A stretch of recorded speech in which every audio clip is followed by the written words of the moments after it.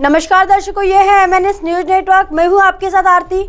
आइए देखते हैं आज की कुछ खास खबर। भारत दौरे पर आए अमेरिका के रक्षा मंत्री डिफेंस डील पर बोले, एक नए दौर में लिखेंगे हम मिलकर नई कहानी। अमेरिका के रक्षा मंत्री लॉयड जे ऑस्टिन इन दिनों भारत दौरे पर आए हुए हैं। इस दौरान उन्होंने विश्व पटल पर तेजी से बदल रही परिस्थितियों को देखते हुए भारत के साथ रक्षा उत्पादन, रक्षा तकनीक के सेक्टर में नई परिस्थितियों के अनुरूप नई कहानी लिखे जाने को लेकर जोर दिया। दोनों देशों के रक्षा मंत्रियों ने भविष्य के रक्षा औद्योगिक सहयोग के लिए एक नए रोड मैप के समापन की घोषणा की। उन्होंने तेजी से ट्रैकिंग प्रौद्योगिकी में सहयोग, air warfare, land mobilisation technique पर काम करने की बात कही। साथ ही उन्होंने खुफिया निगरानी और टोई युद्ध सामग्री और समुद्र के नीचे के क्षेत्र में काम करने की बात कही। अमेरिका को चीन से मिल रही है चुनौती। दुनिया के नक्शे पर बदलती वैश्विक परिस्थितियों पर नजर डालें तो हम पाएंगे कि बीती सदी से आप अब तक दुनिया का शक्ति बिंदु क्लेम करते आए अमेरिका को चीन से कड़ी चुनौती मिल रही है। ऐसे में भारत अमेरिका का अहम सहयोगी और चीन के मुद्दे पर पावर इक्वलाइजर नजर आ रहे हैं। इसी बात को रेखांकित करते हुए रक्षा मंत्री राजनाथ सिंह ने कहा कि मुक्त, खुले और नियमों से जुड़े हुए हिंद प्रशांत क्षेत्र के लिए भारत अमेरिका साझेदारी महत्वपूर्ण है। सिंह ने कहा कि भारत क्षमता निर्माण तथा राजनीतिक साझेदारी को और मजबूत करने के लिए विभिन्न क्षेत्रों में अमेरिका के साथ मिलकर काम करने को उत्सुक है। रक्षा मंत्री राजनाथ सिंह ने ट्वीट किया, मेरे दोस्त रक्षा मंत्री ऑस्टिन से नई दिल्ली में मुलाकात करके खुश हूँ। हमारी बातचीत सामरिक हितों के सुरक्षा सहयोग बढ़ाने समेत कई क्षेत्रों में रक्षा सहयोग मजबूत करने पर केंद्रित रही। मानेकशा सेंटर में वार्ता से पहले ऑस्टिन ने सलामी गारद का निरीक्षण किया। तो अब भारत में ही बनेंगे लड़ाकू विमानों के इंजन। इससे पहले ऑस्टिन की यात्रा की जानकारी रखने वाले अधिकारियों ने बताया था कि इस रक्षा मंत्री राजनाथ सिंह और अमेरिका रक्षा मंत्री ऑस्टिन लड़ाकू विमानों के इंजन के लिए भारत के साथ प्रौद्योगिकी साझा करने के जनरल इलेक्ट्रिक के प्रस्ताव और अमेरिकी रक्षा उपकरण company General Atomic Aeronautical System Inc से 3 अरब अमेरिकी डॉलर के 30 MXQ-9B सशस्त्र ड्रोन खरीदने की भारत की योजना पर चर्चा कर सकते हैं। आइए देखते हैं अगली खबर की तरफ। नामीबिया के उप प्रधानमंत्री नेटुम्बो नंदी नदैतवाहा ने संबंधों को आगे बढ़ाने पर चर्चा की।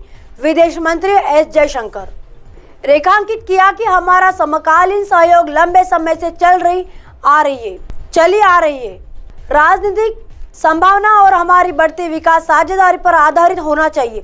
विदेश मंत्री एस जयशंकर ने सोमवार को नामीबिया के उप प्रधानमंत्री नेटुम्बो नंदी नदैतवाहा के साथ भारत और नामीबिया के बीच सहयोग के पहले संयुक्त आयोग की सह अध्यक्षता की और ऊर्जा में 2 देशों के बीच संबंधों को आगे बढ़ाने पर चर्चा की। ग्रीन हाइड्रोजन, परिवहन, कनेक्टिविटी, डिजिटल, फार्मास्यूटिकल, खाद्य सुरक्षा, विज्ञान, प्रौद्योगिकी और संस्कृति। जयशंकर ने अपने आधिकारिक ट्विटर हैंडल पर इस बात को रेखांकित किया कि भारत और नामीबिया के बीच समकालीन सहयोग राजनीतिक संभावना और बढ़ती विकास साझेदारी पर आधारित होना चाहिए। जयशंकर ने ट्वीट किया, आज सुबह DPM और FM नेटुम्बो नंदी नदैतवाहा के साथ भारत और नामीबिया के बीच सहयोग के पहले संयुक्त आयोग की सह अध्यक्षता की। साथ ही वन्य जीव सहयोग और पर्यावरण पर्यटन हमारे सहयोग को आगे बढ़ाने पर चर्चा की। ऊर्जा, हरित हाइड्रोजन, परिवहन और कनेक्टिविटी, डिजिटल, फार्मास्यूटिकल्स, खाद्य सुरक्षा, विज्ञान और प्रौद्योगिकी, संस्कृति में संबंध, साथ ही वन्य जीव सहयोग और पर्यटन हमारे दृष्टिकोण क्षेत्रीय और वैश्विक मुद्दे समान हैं और अंतर्राष्ट्रीय मंचों पर एक साथ काम करने को प्रेरित करते हैं। जयशंकर रविवार को नामीबिया के साथ संबंधों को और मजबूत करने के लिए विंडहोक पहुंचे। उनका स्वागत नामीबिया के अंतर्राष्ट्रीय संबंध और सहयोग उप मंत्री जेनली मटुडू ने किया। स्वागत करने के लिए धन्यवाद। नामीबिया पहुंचने पर विदेश मंत्री जयशंकर ने एक ट्वीट में कहा, विंडहोक में पहुंचे नामीबिया के अंतर्राष्ट्रीय संबंधों और सहयोग उप मंत्री जेनली मटुडू को इतनी गर्मजोशी से मेरा स्वागत करने के लिए धन्यवाद। एक उत्पादक यात्रा की प्रतीक्षा करें जो हमारे समय परीक्षणित संबंधों को आगे ले जाए। जयशंकर ने रविवार को नामीबिया में प्रवासी भारतीयों को संबोधित किया।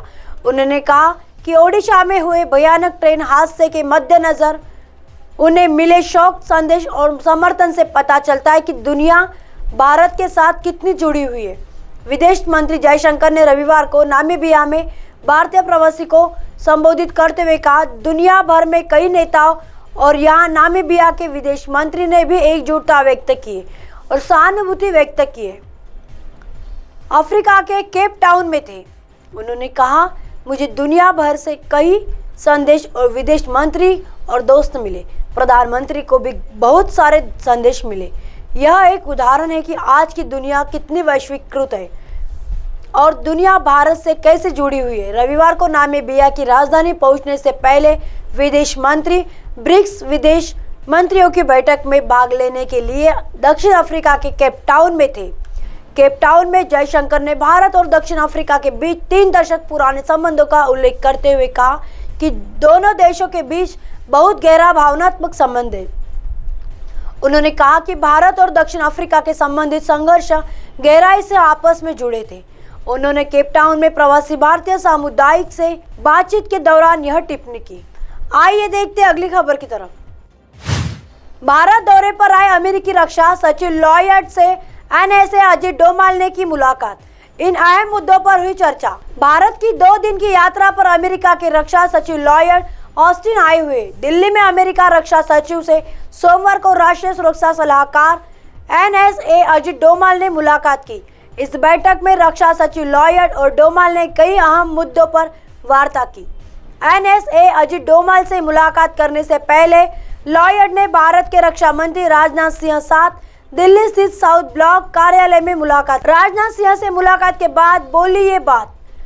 भारत के रक्षा मंत्री राजनाथ सिंह से मुलाकात के बाद अमेरिकी रक्षा सचिव लॉयड ऑस्टिन ट्वीट करते हुए लिखा कि मेरे दोस्त राजनाथ सिंह के साथ एक बार फिर मुलाकात करके मुझे बहुत अच्छा लगा।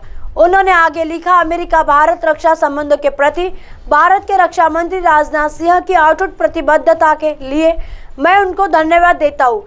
लॉयड ने आगे लिखा, राजनाथ सिंह के नेतृत्व ने हमारे दोनों देशों के बीच गहन सहयोग, संयुक्त अभ्यास और टेक्नोलॉजी शेयर करने के रास्ते को मजबूत बनाने में मदद की है।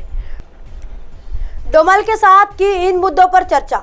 अजित डोभाल के साथ अमेरिकी रक्षा सचिव ने मुलाकात की और जिन मुद्दों पर चर्चा की उनमें समुद्री क्षमताओं को बढ़ावा देने, सैन्य और एरोस्पेस डोमेन में विशिष्ट और बेहतरीन प्रौद्योगिकियों के में सहयोग समेत अन्य कई मुद्दे शामिल थे। सरकार ने इस बैठक के बाद दी ये जानकारी। इस मीटिंग के बाद जो सरकारी बयान जारी किया गया उसमें कहा गया कि भारत के आत्मनिर्भर भारत का पहला अनुरूप टेक्नोलॉजी के साथ प्रोडक्शन और स्वदेशी क्षमताओं के निर्माण के बड़े हस्ताक्षर पर बात की गई।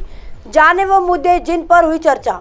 दोनों से देशों के रक्षा विभाग के उच्च पदों पर बैठे इन नेताओं ने भू राजनीति भी चर्चा की ताकि विभिन्न क्षेत्रों के देश सेंटर ईस्ट साउथ एशिया और साउथ ईस्ट एशिया और भारत प्रशांत सागर में अपनी राष्ट्रीय प्राथमिकताओं के अनुरूप कार्रवाई की स्वतंत्रता बनाए रखे और खराब विकल्पों के लिए मजबूर न हो।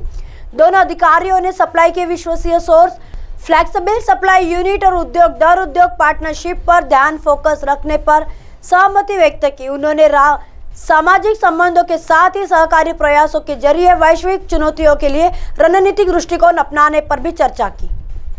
अब आप हमारे चैनल को आपके मोबाइल पर भी देख सकते हैं। मोबाइल ऐप पर देखने के लिए प्ले स्टोर से MNS news TV apps download करें। इंस्टा, लिंक, ट्विटर, हाई कुक, फेसबुक और कई सोशल मीडिया के प्लेटफॉर्म पर हमारा चैनल उपलब्ध है। आप हमारे चैनल को अपने मोबाइल पर भी देख सकते हैं। मोबाइल ऐप पर देखने के लिए प्ले स्टोर से MNS news TV apps download करें। इंस्टा, लिंक, ट्विटर, हाई कुक, फेसबुक और कई सोशल मीडिया के प्लेटफॉर्म पर हमारा चैनल उपलब्ध है। आप इसे यूट्यूब पर भी देख सकते हैं। आप हमारे चैनल को लाइव भी देख सकते हैं www.mnsnewstv.com पर। फिलहाल वक्त चला दर्शकों ब्रेक का। ब्रेक से लौटने के बाद देखिएगा देश और दुनिया की तमाम खबरें। बने रहिए MNS न्यूज पर। नमस्कार।